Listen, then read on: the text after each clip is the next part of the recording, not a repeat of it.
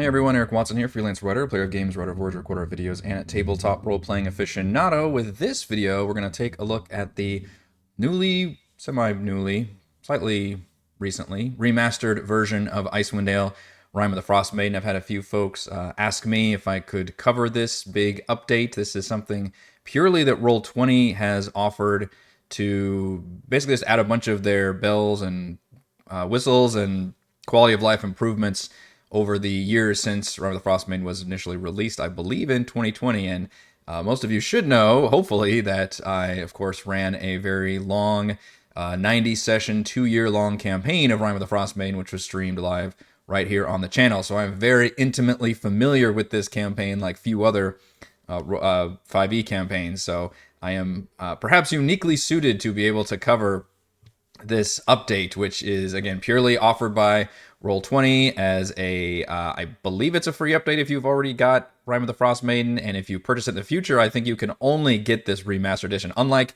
when I compared the Lost Mine of Phandelver to the new Shattered Obelisk kind of bundle pack where they did a bunch of updates for that one, I believe you can still get the original Lost Mine of Phandelver. In this case, I don't think the original Icewind Dale exists at all. I think it's literally just the remastered edition, which includes all of the new features, which are probably going to be standard going forward in all of the Roll20 5e releases. This includes like the doors and windows, the new way that the maps and pages are organized, the token action functionality. So partly this will also be just kind of a video on recent Roll20 additions and features that have been added probably about over the last like year or so, maybe a year and a half. What's funny is like some of this stuff even was added towards the end of our Rime of the Frostmaiden campaign, and I didn't really get a chance to mess with it too much. For example, the doors and windows one, because there's not a lot of doors and windows in Rime of the Frostmaiden. It's a lot of ice caves, for example.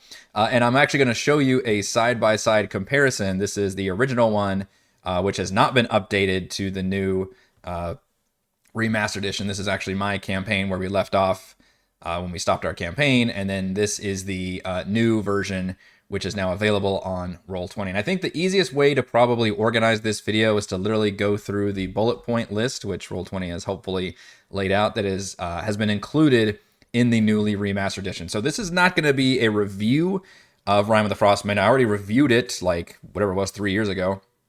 And of course, I've already talked endlessly about it because of the 2 years that I spent playing through this campaign. So you can go watch all those videos, all the crafting streams, watch our epilogue and recap if you just want the kind of ending notes about it. I did a whole series of DM tips videos before we even started the campaign. I have endlessly covered all these things. So I'm not really going to get into all of that kind of stuff. I have a lot of opinions about this campaign, and you can go see all of those in other videos. But for now, we're just going to stick to specifically what Roll20 has done to the remastered edition of Icewind Dale, Rime of the Frostmaiden. Also, if you enjoy this video content, please consider supporting me via patreon.com/RogueWatson. So the first thing on the bullet point is doors and windows, interactable by players on the token layer. So, as an example, we will head on over to Sunblight, and you will see what the old school looks like. So if you go to the lighting layer, which I realize I am covering up on my UI now from previous Roll20. I need to actually fix that, don't I?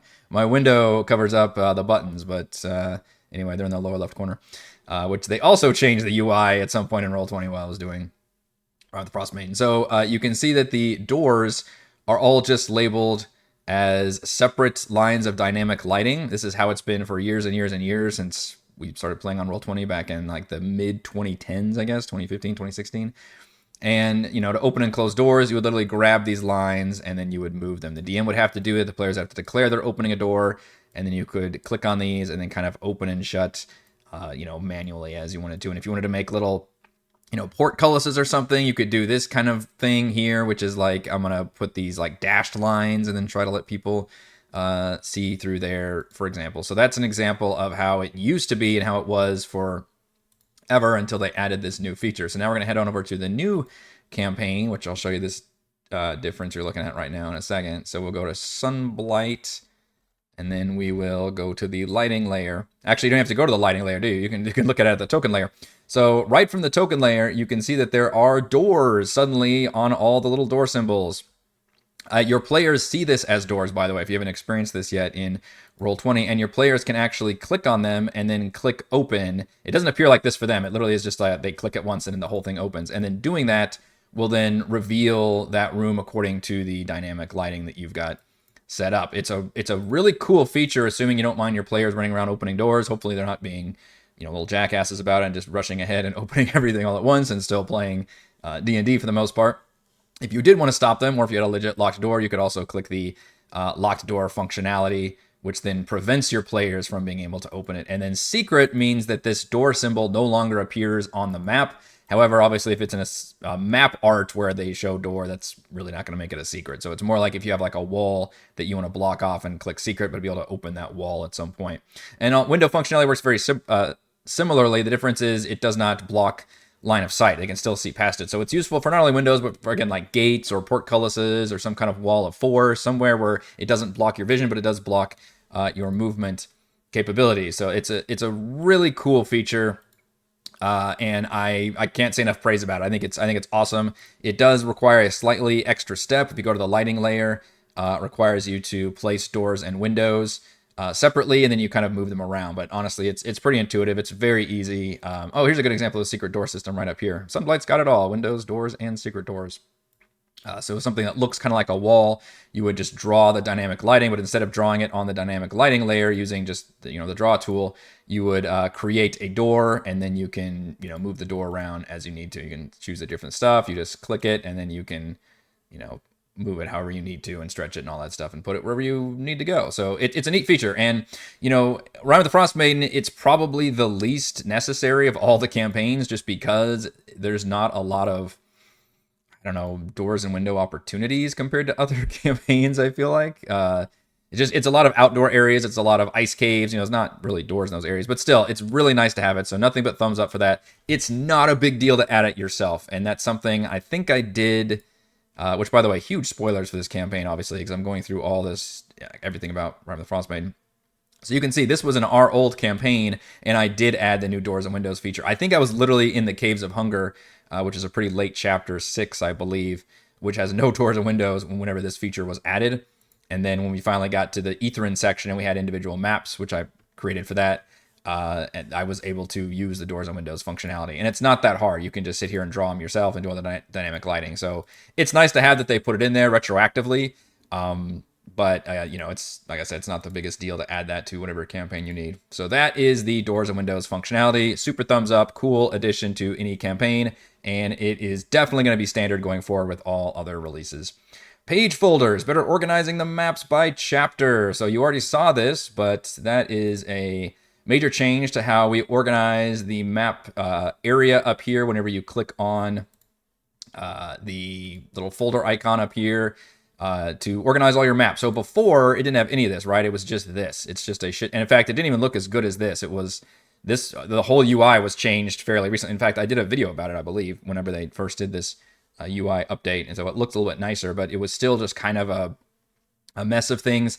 But when they added this UI, they added the ability to add your own folders and organize your stuff. So it wasn't just a question of is it here or is it not here? And if it's not here, it's an archived. You can also delete it, but if you want to archive it, you would just put it in a single archived folder if you didn't need it anymore, or it would be up here with your giant mess of maps and stuff. So all this has done is it's used that system, and it's organized everything by chapter, which is pretty solid, I think. That's how the journal's organized by, chapter 1, 2, 3, whatever. Chapter 1 and 2, of course, have all of your side quests. All your 10-town quests are in chapter 1, which means that's where all those maps are. And then chapter 2 has all of the more kind of open world Icewind Dale maps that are all used for side quests, which I would recommend sprinkling those throughout the entire campaign and not just literally do chapter 1, chapter 2, because it's more like, hey, this is the open world section of the game. Go do a lot of these things. So again, it would not be that hard. I never did this in mine because this UI was added, I believe, after we finished Rime of the Frostmaiden. It was not added with the doors and windows. I think that the UI change came later, so I did not have any folders in here. This is what it used to look like whenever you would open the map thing and just see a crap ton of maps everywhere, which is kind of fun in a way. But when you're actually playing the for review purposes, it was fun.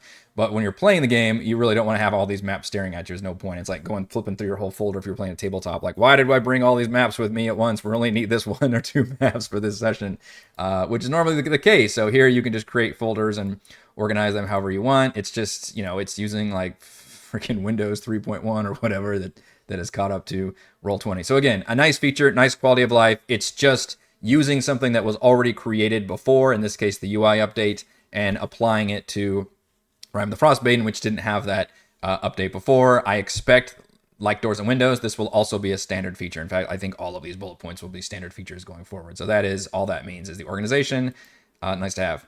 Token actions on all NPCs, allowing GMs to quickly roll without needing to open their sheets. This is an interesting one that I don't know if I'm fully on board with, but I will show you what this means. Because it's not something I actually use very much. What's a good example? Let's look at the gem mine. So this is the gem mine for the new version, which is just one of the cool little side quest dungeons you can do around 10 towns. And then in my game, we'll go back to, which by the way, mine, I turned off all the dynamic lighting because the last thing I did is show my players all the maps and stuff doing our epilogue and recap. That's why it's a little bit brighter. So the token actions means, I'll show you the new one first. So the token action, let's look at the Grell, because Grells are cool. Let's take you off the GM layer so we can see you better. All right, so if I were to just click on the Grell, you can see in the upper left corner here, suddenly a bunch of clickable buttons has appeared for me to click on. Now, these are all drawn from that character sheet, and I can click these buttons and they will paste as if I click them from the character sheet. So if I want to use a beak attack, it immediately does the attack. Now, Roll20, for whatever reason, defaults to rolling with both numbers in case you have advantage, disadvantage, also auto-rolling damage, as well as whispering to the GM. None of those features are the defaults that I like, and I find that super annoying. You can change the defaults, and any other creatures you bring on board will have the new defaults, but as far as I'm aware, I don't think there's a way to like just mass tell all the sheets how to do what I want to do initially. You have to go in and individually change each character sheet, which drives me freaking bananas, but that's a different rant. Anyway, if you wanted to roll a skill check, you can literally select what skill and have the Grell roll a history check if you needed to. More than likely, you're going to use initiative, saving throws, and their actual attacks. I have mixed feelings about this because it's not really organized very well, and some of them are a little bit wonky. Mainly because it throws everything into one single bar, right? It throws like all of their traits, all of their attacks, like everything in here. So we've got dagger, melee, dagger, ranged, pack tactics down here, sunlight sensitivity in case you need to remind people that it's got the disadvantage on attack rolls and perception checks if you're in direct sunlight. So it's a little bit messy to me, and frankly, I like just sitting here and opening up the character sheets and then being able to look at the sheet and roll whatever I need to roll. By the way, what I would do first thing is go to the gear, click on advantage toggle, whisper toggle, yeah, and then don't auto roll damage, and then check that for add now, and now it's ready to use. Now when I click it, look at that, beautiful, perfect. Miss, you don't get to know how much damage it does, and no auto advantage sing number, none of that. That fixes all of that. Roll20, stop, please, I'm begging you, stop doing this other thing. It's the opposite of what I want with the defaults. Anyway, so I'm not really a big fan of the token action stuff. By the way, the token actions are listed here under attributes and abilities, and you can always make your own. This is just applying all of these main things here, but they're clicked as, they're added in as these kind of individual macro things from the character sheet, and then they are clicked as show token action. The other problem I have, and it's every single creature has this, where it's all of their like main traits, their attack abilities, and if they and then all saving throws, initiative, and skill checks, which I do like the pop-up menu for saves and stuff. I use macros for that kind of thing. And you can see the problem is if I have a lot of macros I use, for example, resting, which I believe has now been incorporated into the standard sheets, using a group save. So if you select multiple tokens, I've used that as a macro. Token fate, which allows you to randomly determine who's being targeted by a thing, for example. Oops, I didn't select the token there. So I have all these macros set up as rollable tokens, which if you click on one of these, then it's also show as token action. The problem is if you combine these two features, right, where I've got the ones I use and then the ones the game uses, suddenly you can end up with these long bars that like wrap around the bottom screen every time you click on a token. It's kind of jarring. So this is a feature I kind of have mixed feelings about, and unfortunately it's not easy to turn off because as far as I'm aware, what you'd have to do is go into that character sheet and then you can click these off. I believe that should fix it. So now if we click, okay, so now I click it and it doesn't appear anymore. But if you click on another different character sheet, it does. So I think you would have to individually make that change, similar to how I had to change all the defaults to every single character sheet if you don't want those things to appear. Now, maybe I'm just an old fogey. Maybe I'm set in my ways and people are typing away and saying, Eric, you got to get on board with the token action thing. It's so much smoother. It's so much faster. Quit opening all these character sheets, you dumbass. I watch you during the stream and you're constantly just tripping over yourself, opening all these sheets. That's totally fair.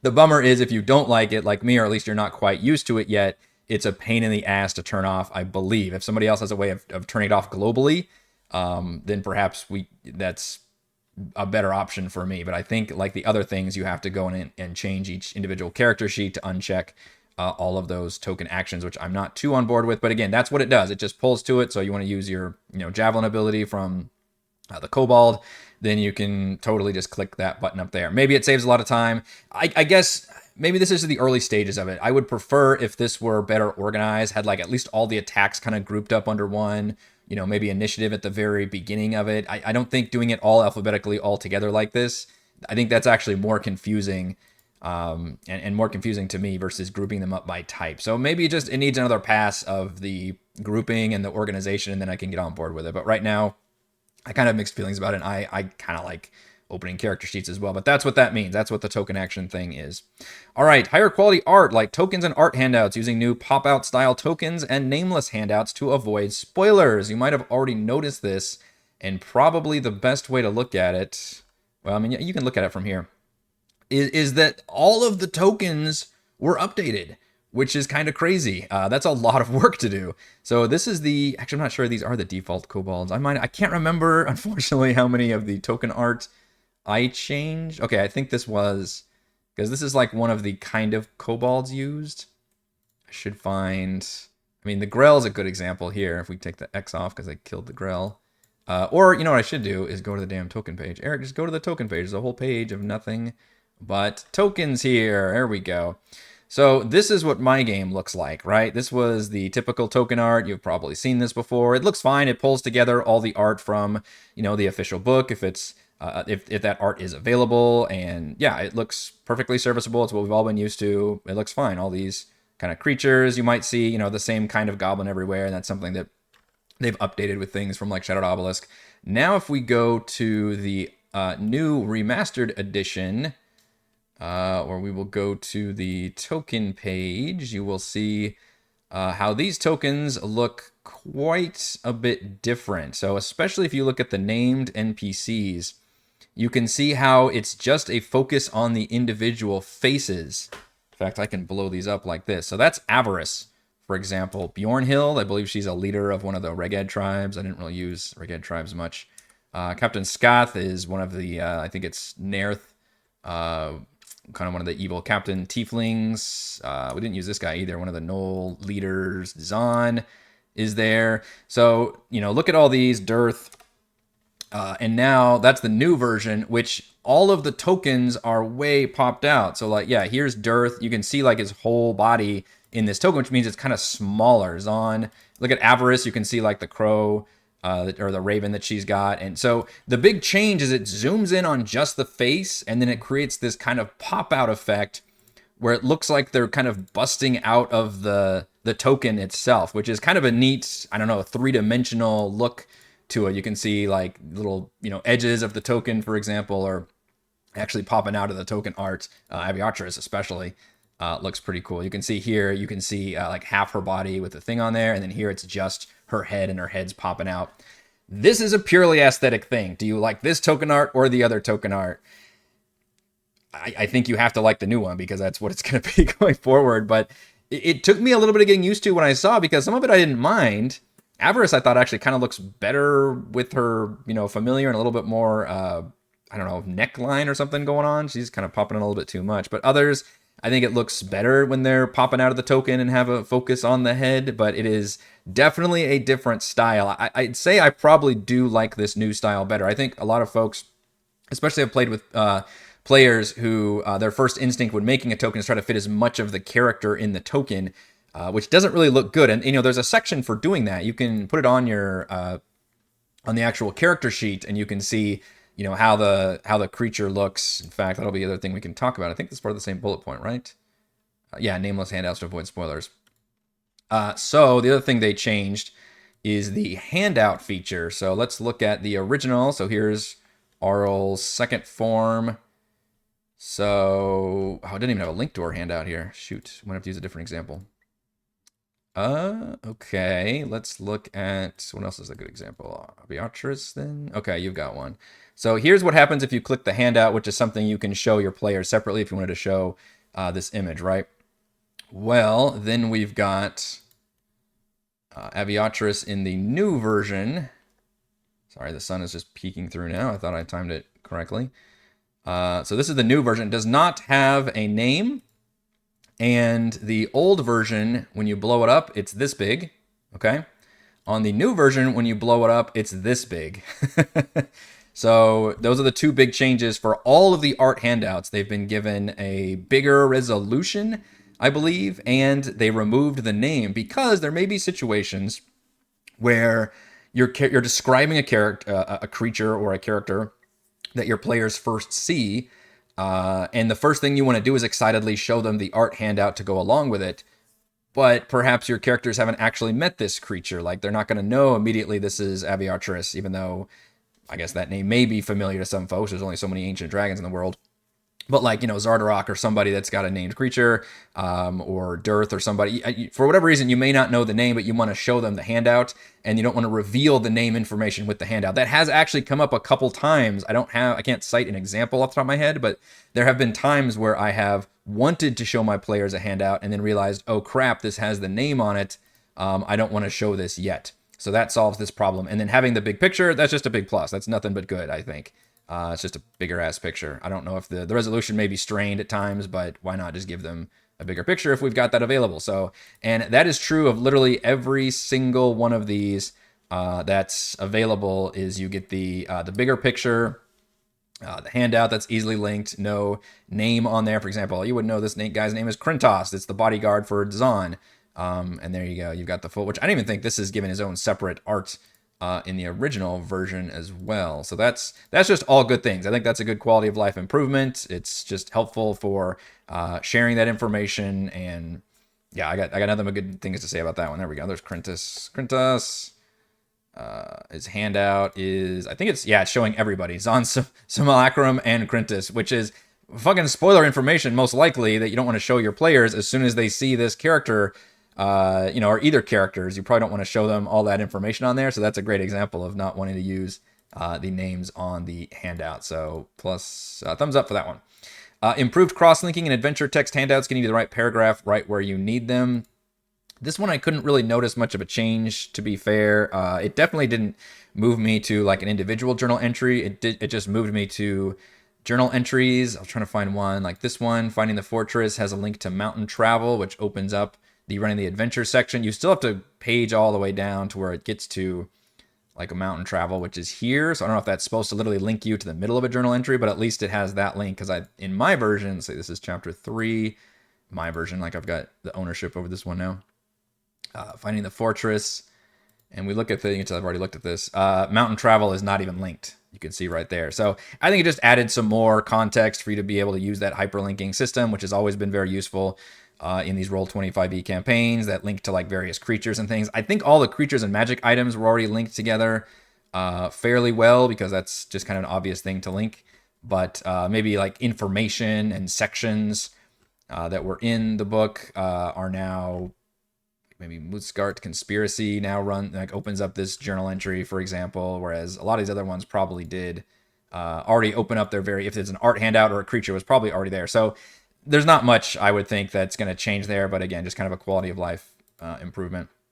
Corrected dynamic lighting, fixing some edge cases, and making moving through maps a breeze. I combed through some of the maps, and honestly, I couldn't really tell what was changed here in terms of like, okay, what all was changed from the old maps, from the new maps? I don't know. But if there were ever a case where something didn't line up correctly, or dynamic lighting wasn't blocked very well. Actually, come to think of it, there was. Let's go to I think I remember Caves of Hunger, maybe. Let's go down to here. So I'm trying to think of. Let's go to the lighting level. So this is not blocked off. The trees are given some dynamic lighting. I don't think that was the case before. And then we've got the one-way walls, I guess, system is here so people can look outside the walls, but not if you're outside looking in the walls. I don't think that was the case in my original. I keep when I go to them, you can see I want to change maps to actually change the entire game. Where is Caves of Hunger? There you are. So if we go to the lighting layer, I drew our path on here. Scroll way the hell out because I think I blew mine up. Yeah, so there's no actual dynamic lighting here, and then none on the trees. So I did the opposite. I put dynamic lighting, or they did dynamic lighting on the walls instead of the trees. So it's just kind of minor things like that. And again, that's not too hard to fix or update. I don't remember if they had one-way walls, which is the other big change I liked, which also in Caves of Hunger.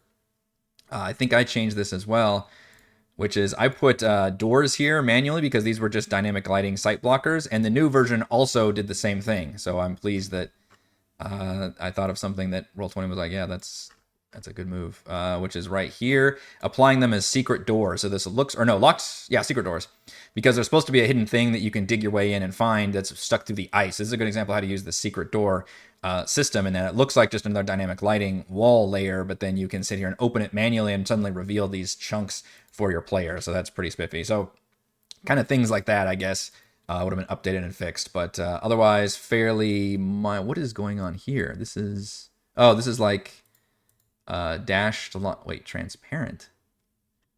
I haven't actually used that before. What does that look like? Let's take you, Cobalt Spawn. Oh, what is this? Transparent. Let's give you vision.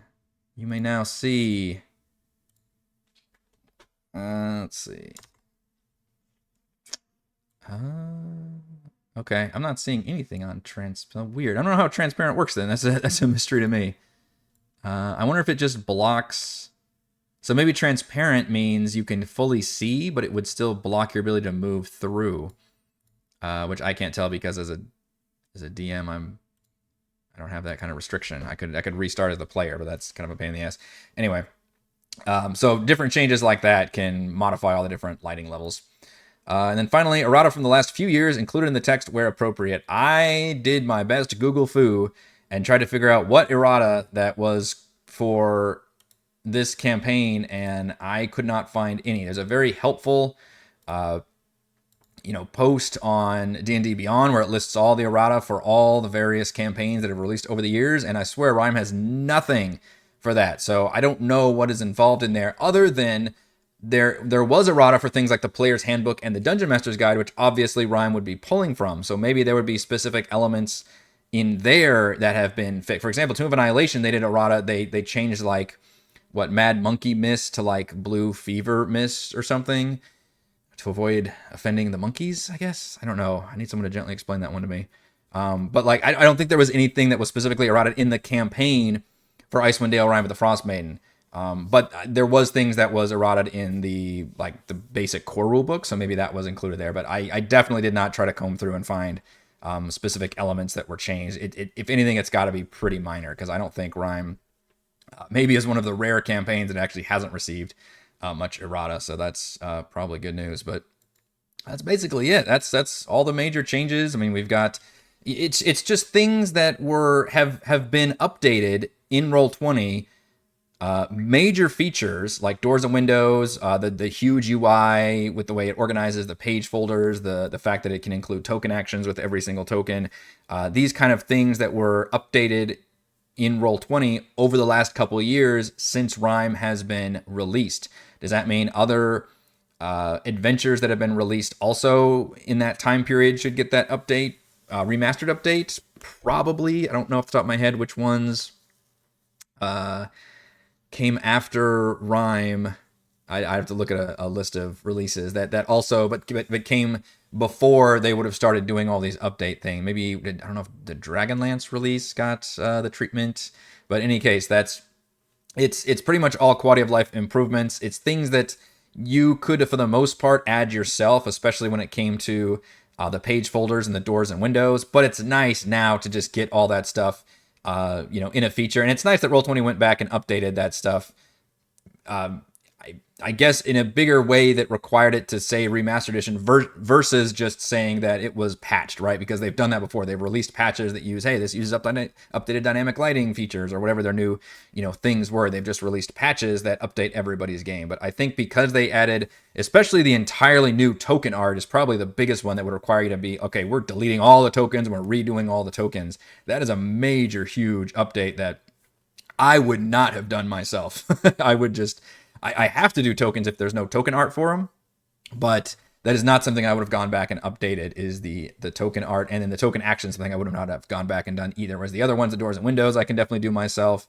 Any kind of corrected dynamic lighting, obviously I'll do, and hopefully I'm keeping up with all the errata and the rules. But a lot of those, just visual aids and things. The nameless handout, something I probably couldn't have been able to do, is really helpful. So yeah, it's a good recommendation in terms of whether or not you should play Icewind Dale Rime the Frostmaiden. Man, just go. I don't know, look at my reviews and stuff. I had to do a lot of work to make it work and to create a compelling story. I really enjoyed it. I thought it was very fulfilling. But I also, this would not be the hill I would die on to be like, oh, I love this campaign. How dare you talk crap about it? Like, no, I understand it. It's kind of deserving of a lot of the crap. But I think what we ended up playing through and experiencing ended up being a very worthwhile, fun campaign. And hopefully this video was worthwhile for you all to understand exactly all of the new additions and improvements to Icewind Dale Rime the Frostmaiden, and also just kind of some ideas of how Roll20 has updated and changed along the way. Maybe you haven't played it in the last couple of years or months, or you're still trying to figure out what all the new bells and whistles are, or especially if you've been playing campaigns from several years ago and they may have not have gotten those kind of improvements and updates. I assume hopefully more of the campaigns will get this adjustment, because it really does help keep Roll20 competitive with all the other VTTs out there. All right, thank you to everyone for watching this little breakdown video. And if you enjoy this kind of stuff, again, support me at patreon.com/RogueWatson. Thank you.